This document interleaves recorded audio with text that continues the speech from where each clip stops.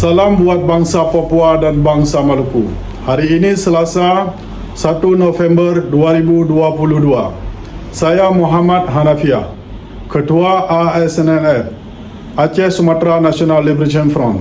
Kami dari Denmark turut berduka cita. I'm sorry for your loss. Atas kepergian Nyonya Nona Rin dan atas gugurnya Mr. Philip Karma. Semoga keluarga besar bangsa Maluku dan bangsa West Papua tabah menghadapinya. Patah satu, tumbuh seribu. Papua merdeka, merdeka, merdeka.